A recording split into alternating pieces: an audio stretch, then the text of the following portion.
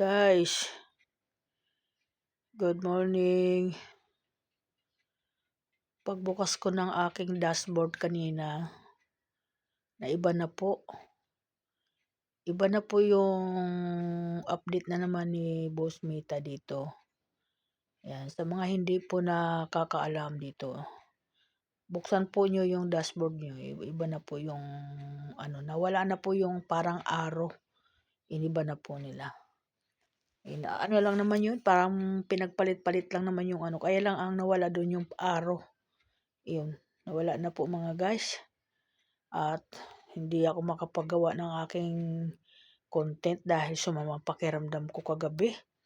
Ayan, sobra po akong nilalamig ngayon. Para akong inaano ng yelo. Nag-iba po talaga yung pakiramdam. Bumaba siguro yung aking sugar, bumagsak, ganon. So, uminom na po ako ng Coke. At hindi pa rin po nawala. Lalo po akong kagabi.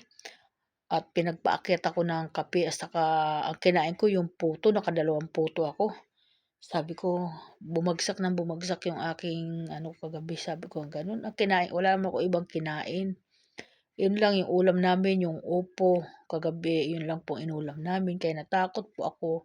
Parang nagpapanik na naman ako gabi. May nervyos ako. Kaya sa lahat po na may mga karamdaman mga guys, huwag po tayong magpapanik kasi kagaya sa akin, nagpanik ako, nanginginig ang buong katawan ko. Yun po ang nangyari.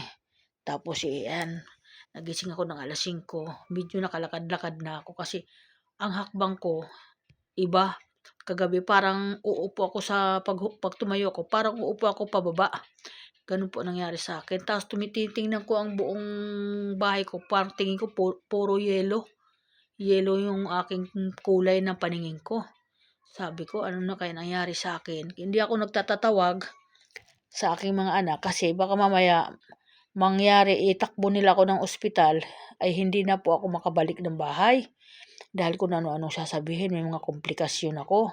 Yun po nangyari. Kasi ngayon, sa buong buhay ko na matagal ko nang may sakit, ngayon lang po nangyari sa akin yung ganyang bagay na sa aking katawan.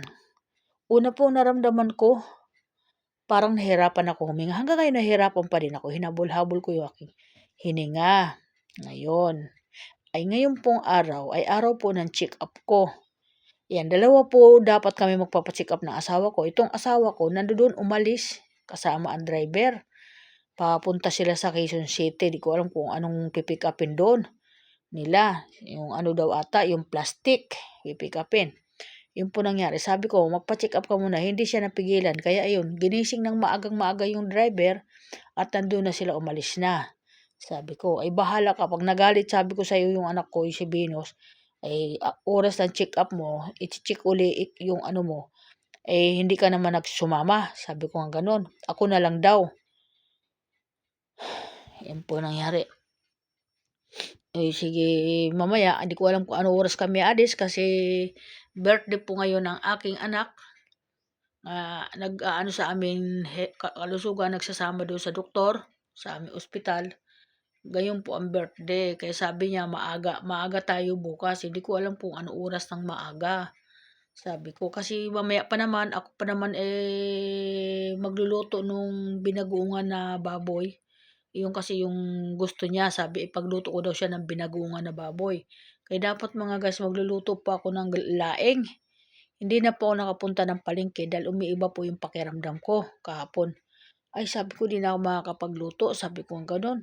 Dahil ang sama talaga pakiramdam ko, nahirapan ako huminga. Sabi ko, ano kaya nangyayari sa akin? Sabi ko nga ganun. Kaya mamaya sasabihin ko ito sa doktor ko. Ganun po nangyari sa akin kagabi. Medyo, mabuti nga po nakatulog po ako. Medyo pagising ko, naihi ako. Pagbaba ko sa kama ko, medyo naitayo-tayo ko nang maayos yung aking mga paa. Kasi pagtatayo ako kagabi, nanginginig po yung aking mga talampakan sa paa. Yun po mga guys. Good morning everyone po. Sa lahat po na nag-aabang sa aking mga ginagawa. Pasensya po, medyo mahina po ako ngayon.